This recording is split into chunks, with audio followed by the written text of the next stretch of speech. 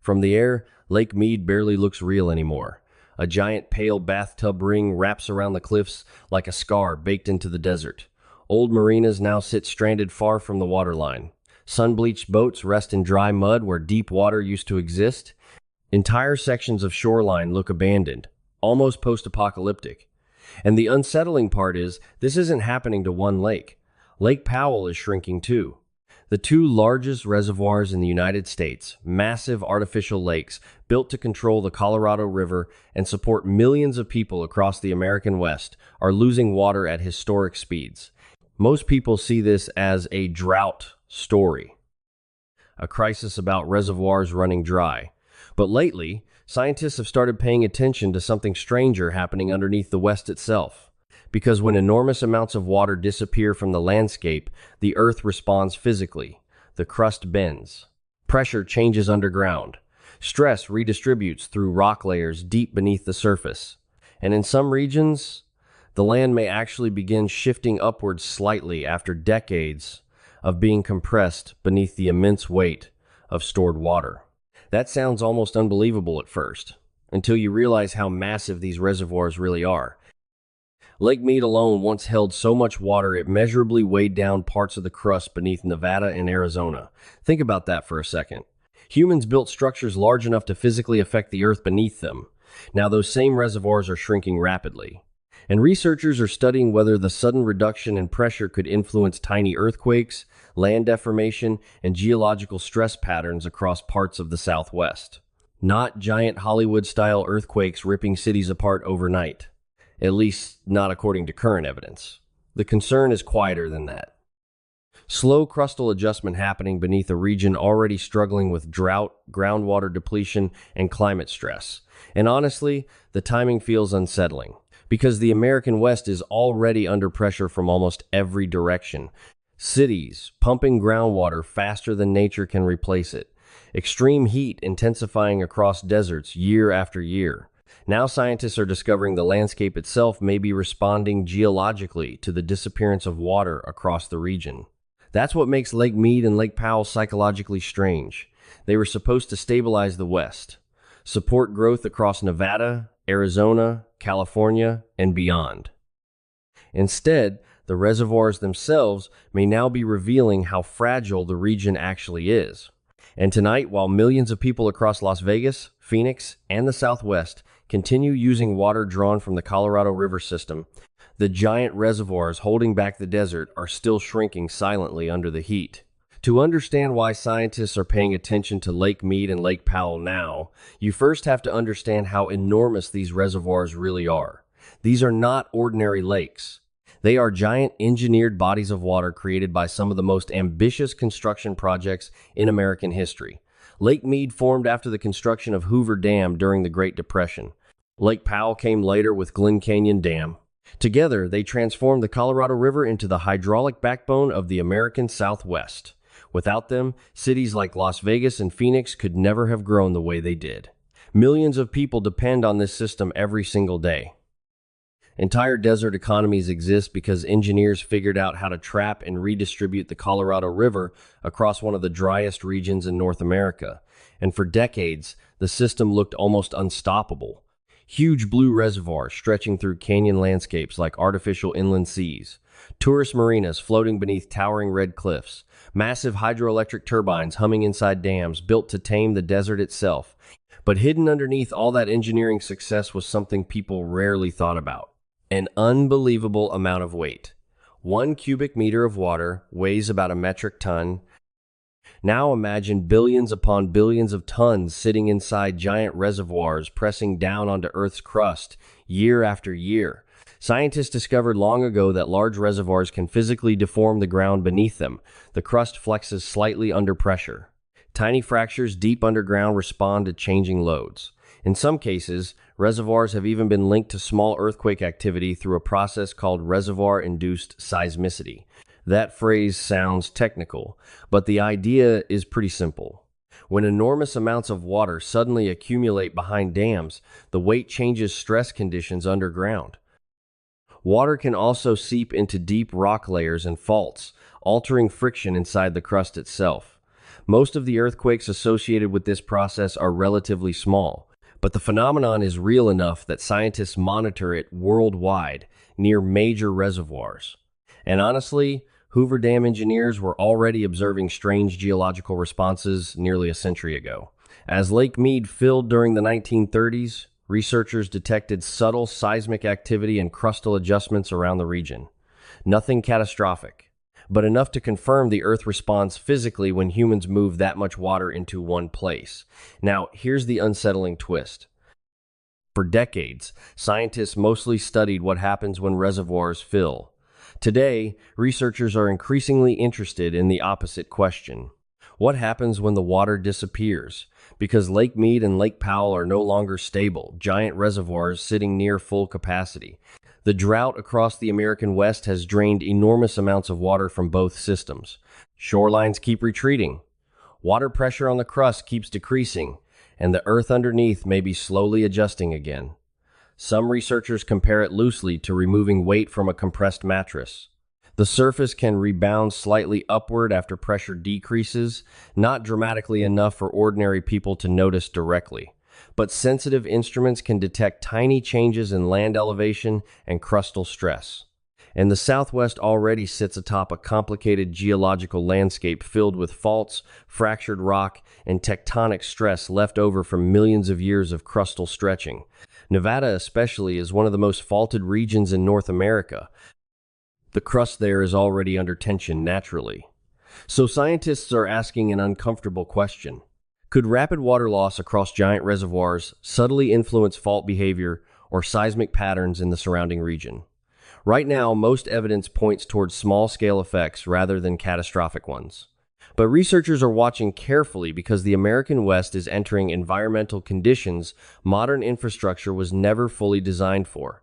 Long-term mega-drought, and now possibly even measurable geological responses as the reservoirs themselves continue disappearing. That's what makes Lake Mead and Lake Powell feel different lately. For decades, scientists focused mostly on the dangers of too much water. Floods, dam failures, reservoir pressure building against rock walls. Now the American West is entering the opposite experiment. What happens when giant reservoirs start vanishing? Because Lake Mead and Lake Powell are not dropping a few feet during a normal dry season. They've been losing enormous volumes of water across years of extreme drought and overuse. And the changes are becoming visible everywhere. Old boat ramps end in dirt.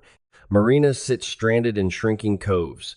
Canyon walls, once hidden underwater, now stand exposed beneath massive white mineral scars called bathtub rings. The landscape almost looks like the water is retreating from civilization itself.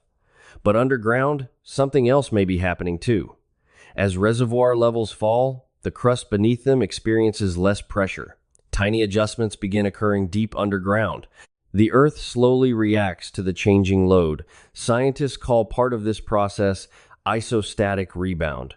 That sounds complicated, but the basic idea is simple. When enough weight gets removed from the surface, the crust can gradually rise or flex upward slightly.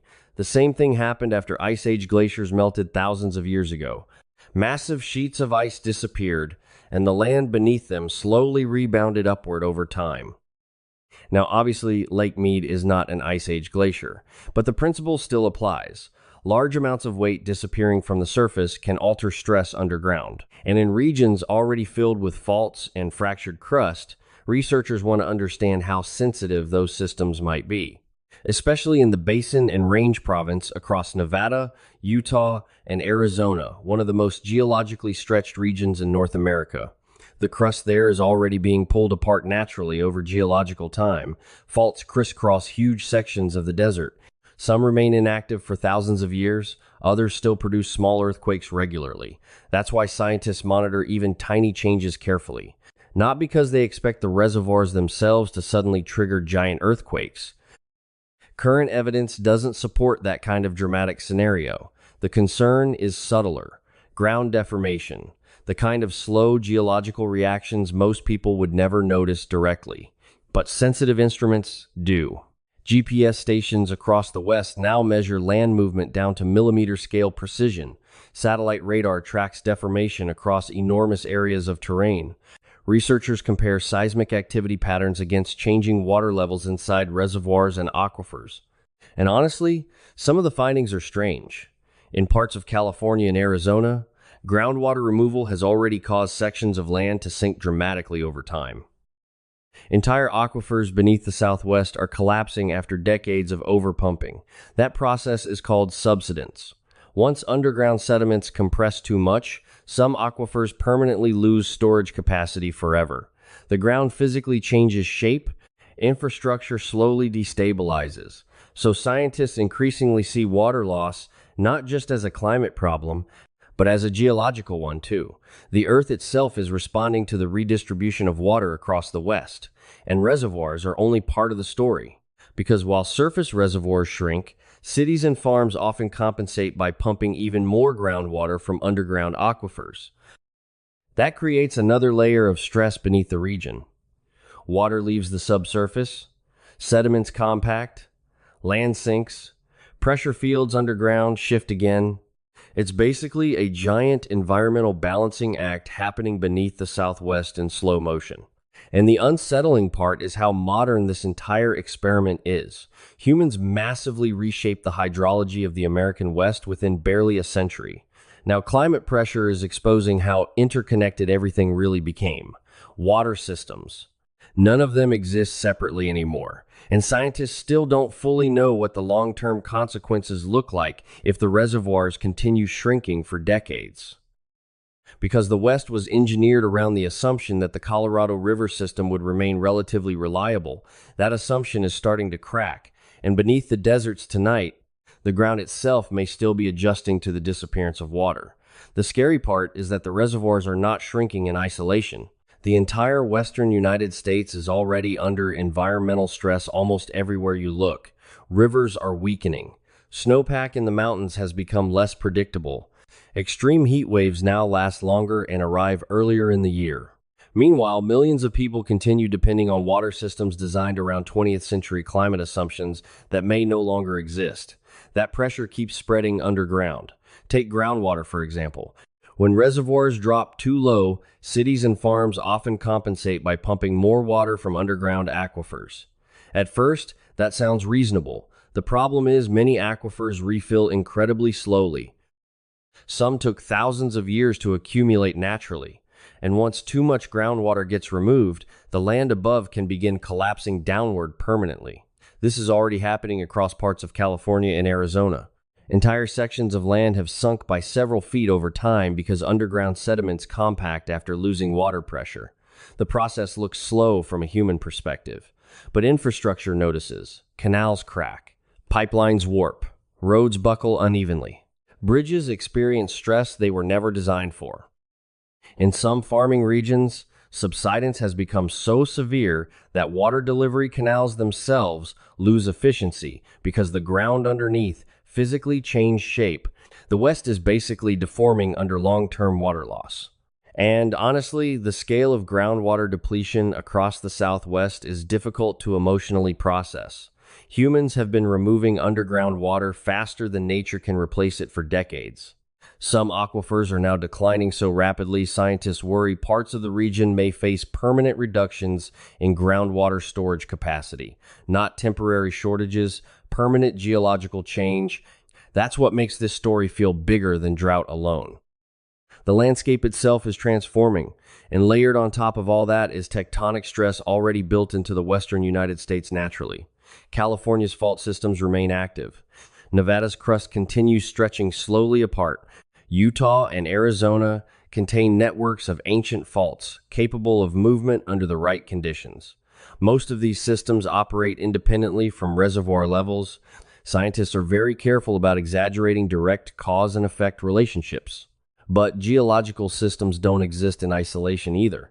Pressure changes matter, stress redistribution matters. The Earth responds to shifting loads whether humans notice or not. That's why researchers increasingly study the interaction between climate stress and geology together instead of treating them as separate subjects. Because water itself is part of the mechanical behavior of the crust. It affects weight, pressure, friction underground, sediment stability, even fault sensitivity in some cases. And the western United States has spent the last century massively rearranging where water exists across the landscape. Gigantic dams trapped rivers. Aquifers were pumped continuously.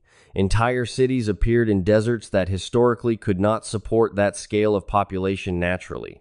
Now the system is straining under prolonged drought and rising temperatures. Lake Mead and Lake Powell became symbols of that strain because they are visible. You can literally watch the water disappearing year after year. But the deeper problem is less visible. The Southwest increasingly looks like a region trying to maintain modern civilization while the physical landscape underneath slowly changes, and scientists worry about long-term compounding effects. Hydropower declines as reservoirs fall lower. Water shortages intensify political pressure between states. Agricultural regions struggle to maintain irrigation. Extreme heat increases evaporation even faster. Meanwhile, the geology underneath keeps adjusting to all these shifts quietly in the background. Not dramatically. Not like a Hollywood disaster movie. More like a giant machine slowly moving out of balance. And maybe that's what feels most unsettling about the American West right now. Nothing collapses all at once. The pressure builds gradually. A reservoir drops lower each summer. A city pumps deeper underground. The ground sinks another inch. A fault produces another tiny earthquake. Another heat wave arrives earlier than expected. Each change feels manageable by itself, but together they begin forming a pattern scientists can no longer ignore. And tonight, while lights still glow across Las Vegas, casinos, and water continues flowing through canals across the desert, the reservoirs holding back the American West are still shrinking under the heat. The American West was built on a promise.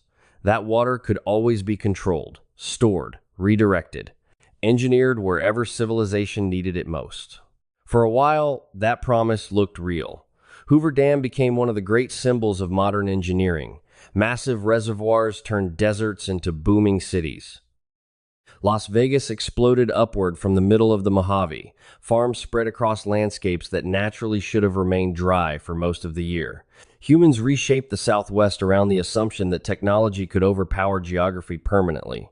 But tonight, the reservoirs are still shrinking, and the bathtub rings climbing higher around Lake Mead and Lake Powell almost feel like visible reminders that the system has limits after all. That's what makes this story psychologically unsettling.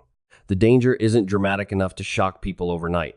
No giant crack suddenly split the desert open. No catastrophic earthquake destroyed cities. Instead, the West is changing slowly enough that people adapt to each new stage almost automatically. Meanwhile, underground, the crust beneath the region continues adjusting to the disappearance of water and the relentless extraction happening beneath the surface. And honestly, humans are not emotionally designed to react well to slow-moving systems. Fast disasters terrify people immediately. Slow destabilization becomes background noise. But geological systems operate on timescales. Humans often struggle to notice until the consequences become unavoidable. That's why researchers continue monitoring the Southwest so closely now. GPS networks measure tiny shifts in land elevation. Satellites track deformation across reservoirs and aquifers. Seismologists study patterns of micro-earthquakes beneath the region. Hydrologists monitor groundwater collapse beneath expanding cities and agricultural zones. Scientists from multiple fields increasingly realize they are studying connected systems now, not separate ones. Climate, all of it overlapping across the same stressed landscape.